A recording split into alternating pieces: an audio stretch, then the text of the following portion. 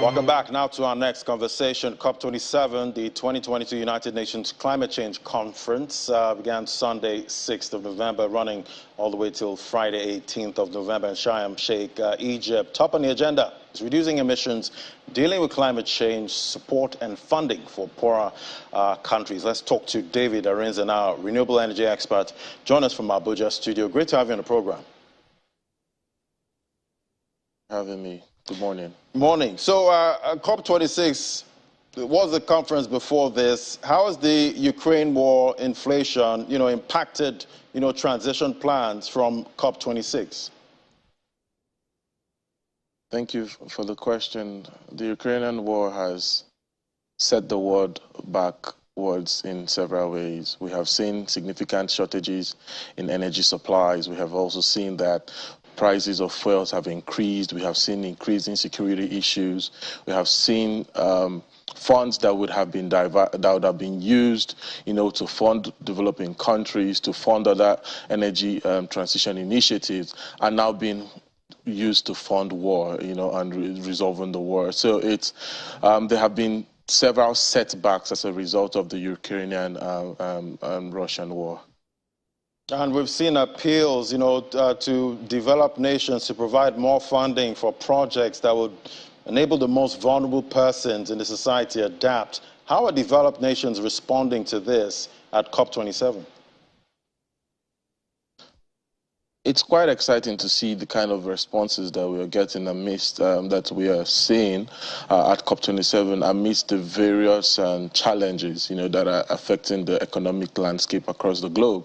One of them, I would say, is the Africa Carbon Markets Initiative that was launched, which, of course, has myriads of benefits, in financial funding mechanism, in order to ensure that we can have a just and inclusive transition. We have also seen, even for Nigeria, that the UK government has pledged to provide an additional 95 million pounds to fund resilient agriculture. So we can see that we're getting some great great contributions, great pledges from developing countries. We're beginning to see that relevant actions are being taken by developed nations towards developing countries such as ours, Nigeria. But is it enough? I wouldn't say that we are.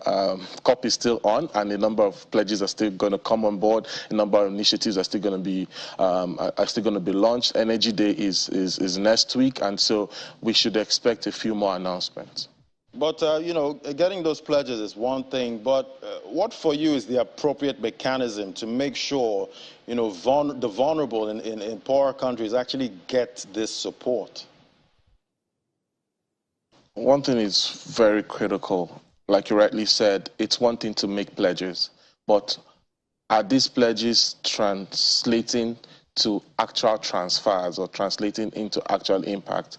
I would say that in COP26 we had several pledges, but where are the world leaders and where are the developed nations? If you look at the pledges, over $100 billion, was pledged, to help solve this crisis, to help to fund developing nations. How much of that amount have literally trickled down into actual transactions or actual inflows?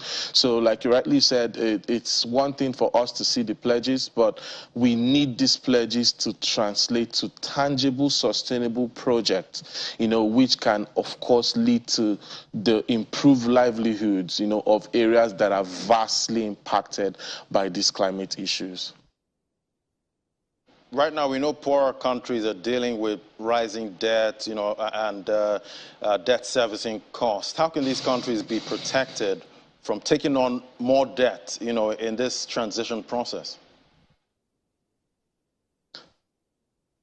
We have to spend as developing nations. We have to finance relevant projects. However, in response to this question, I don't want us as African countries or developing nations to play the victim of how, because we need money to improve, but our African leaders now need to think inwards. What do we need to do with this funding that we're receiving? What are our priorities? And what have we identified as our priorities, and what do we need to fund? We need to see that all this funding that is coming in should be used as catalytic funding to unlock new markets, to unlock, to serve as a platform that can yield in bring in more direct foreign investment. And if we do not look at it at that from that perspective, we'll be doing ourselves a lot of disservice. We'll not be taking the best decisions for our nation. So this funding, however, that we're expecting, this sort of, we need more monies, because bearing in mind that we have the economic issues across the globe as a result of the Ukrainian war. Don't forget, in 2020, we also have a global pandemic. The world is recovering from this. Africa is recovering from this. And so there would be a lot of shortfalls, a lot of economic turmoil in a sense. But we need to set our priorities straight. What are we spending the monies that we are asking for? And what are the mechanisms that we have set in place in order to ensure that these monies that we are spending are one that can yield us much more returns that we can use to, first of all, clear our debts and also improve our economies.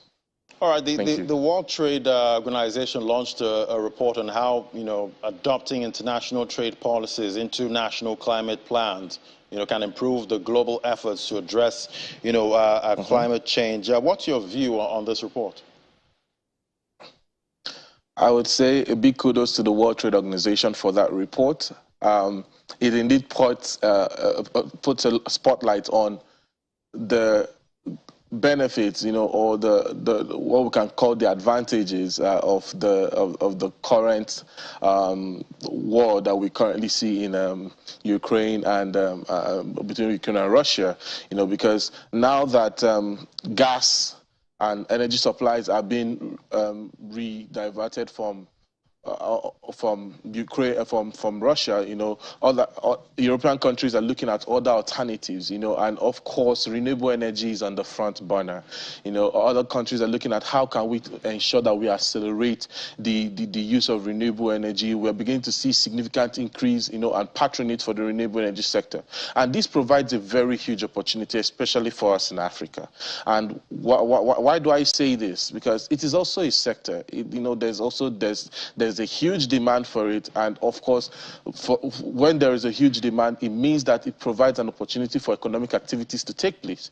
But for us, if you look across the African continent today, we are not taking advantage of this. What are the platforms that we are setting in place? What policies are we setting in place to ensure that we set up more businesses? Because we look at the infrastructure, whether we're going solar, or whether we're going wind, or whatever renewable energy technology we may want to go with.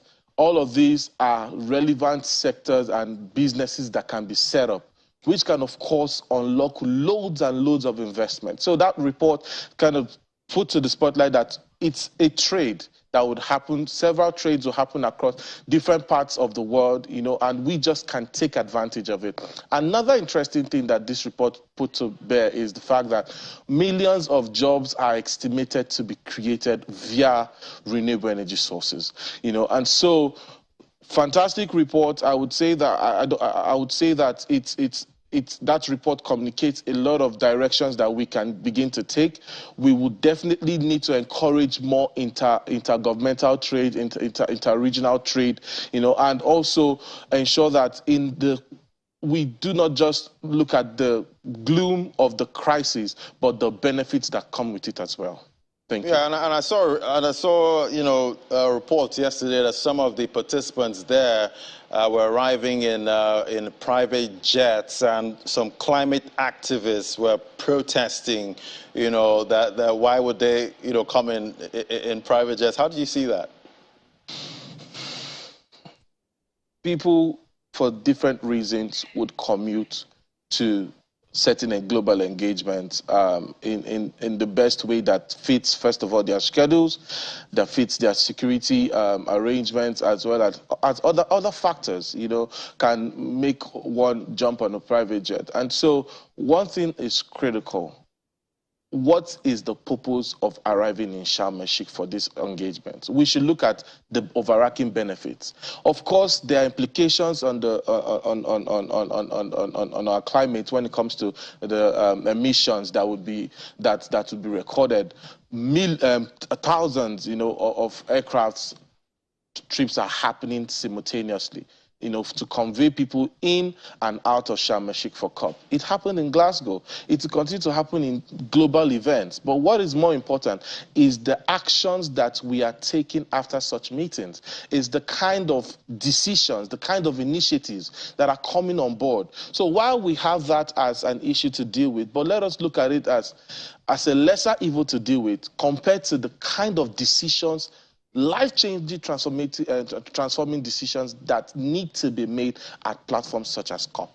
All right. Well, what are you expecting after COP27?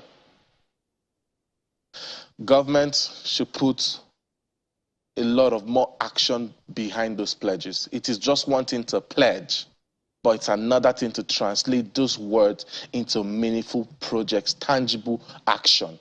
We want to see much more boots on the ground. We want to see much more funding being mobilized. We want to see that it's not just mobilized funding, but we need to ensure that this funding translates into actionable projects that improve the lives and livelihoods of people. I mean, if you look across the country today, even in Nigeria, we had several states being flooded, livelihoods being lost, properties being lost. How do those people bounce back? How do those people come back? And this is not just peculiar to Nigeria alone. It happened in Pakistan. It happened in other countries across the globe. So these are challenges that need to be addressed. These are certain people need support, and we need to ensure that while countries are pledging, governments are pledging, also the media needs and journalists across the globe, activists across the globe need to hold those governments accountable. They have to be, we not just pledge, but what are we pledging for? The funds that are being pledged and the transactions that are coming in, what are we using these proceeds for?